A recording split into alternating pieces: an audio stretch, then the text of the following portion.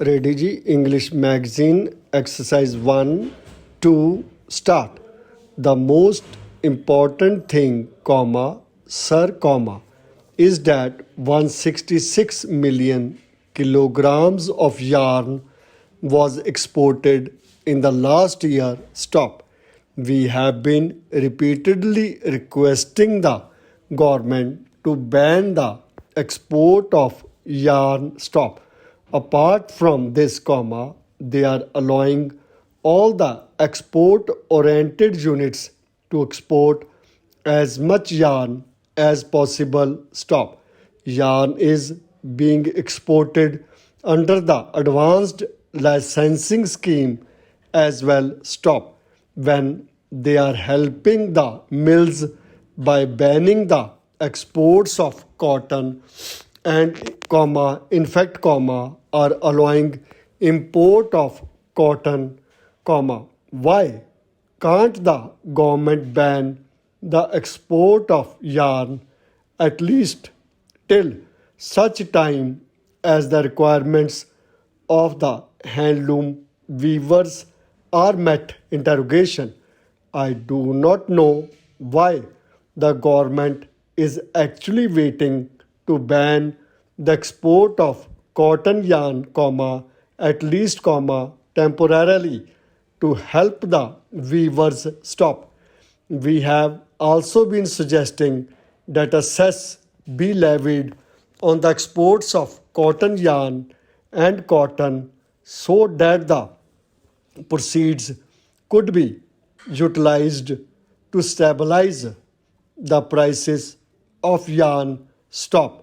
That is also not being considered by our government. Stop. Sir, the price of silk has been increasing in the last 2 years. Stop.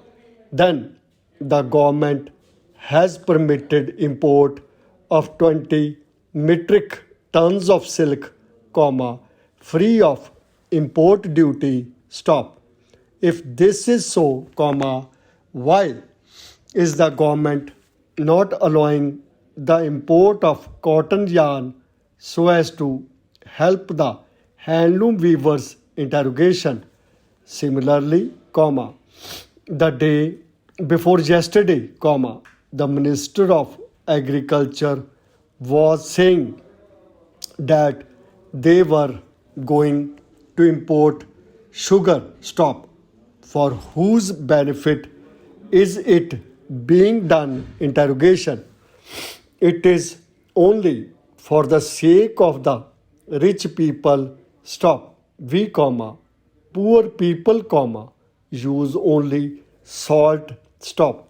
It is only to help the rich people that the government has permitted the import of sugar. Stop. Sir, how much they are spending for the rehabilitation of the textile laborers? Exclamation mark. They have provided rupees 2000 crore, for the rehabilitation of the textile laborers who have become jobless or were willing to go out of these mills. Stop.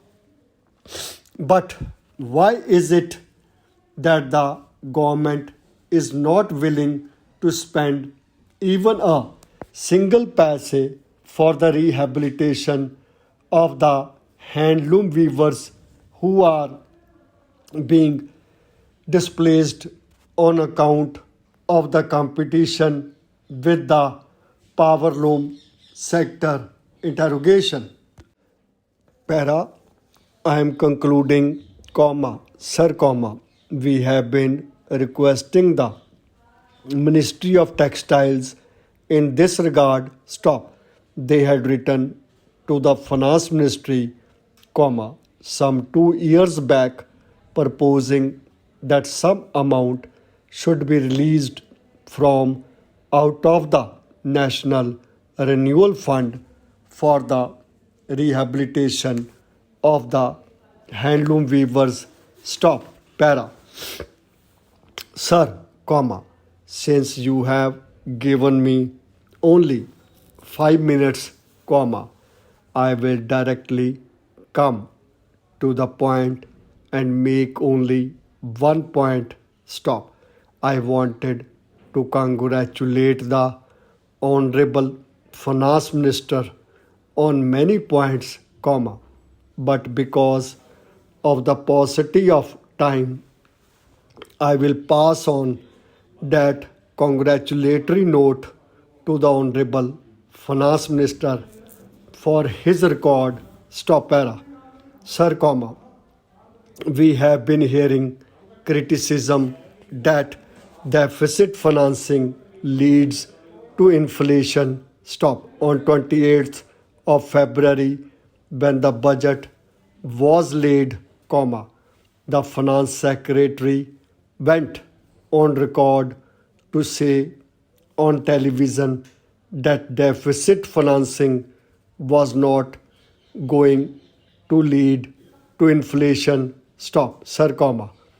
I entirely agree with him because when we talk of deficit financing and inflation, comma, the finance minister himself gave the figures how inflation had come down from 17% to half the figure. Stop.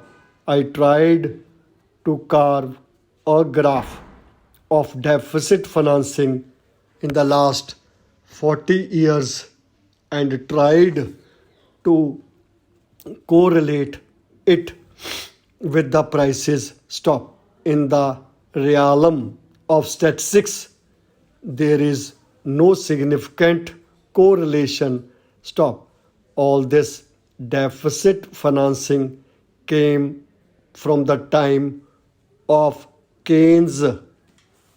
Stop. When Lord Keynes wrote the preface to the French edition of 1936 book on general theory, comma, he himself said that deficit finance is not inflationary till and until full employment is achieved in the economy. Stop. So, comma, I would like to be enlightened on this. Stop. We know that the monopolies administer prices in the market. Stop. Once we admit that the monopolies administer prices in the market, comma, we admit that these prices are insulated from demand and supply and from the money that is circulated in the market. Stop. Unless we have empirical evidence of competitive market prices and the quantity of money in circulation, comma, it would be wrong to assert any conclusion as regards the correlation between deficit financing and inflation. Stop, sir, comma, I believe that such an exercise is impossible in India because we do not have statistics of commodity prices in the real competitive market. Stop. Our data of wholesale price index includes elements of administered prices also. Stop. Therefore, comma, such an exercise cannot be done. Stop. Then how do people go on saying that deficit financing leads to inflation? Interrogation. I am a student of this. Stop. I would like the Honorable Finance Minister to enlighten us on this and give us a studied note on this, comma, whether deficit financing is really going to lead to inflation or not, comma, because if we try to correlate the figures, comma, they do not correlate. Stop.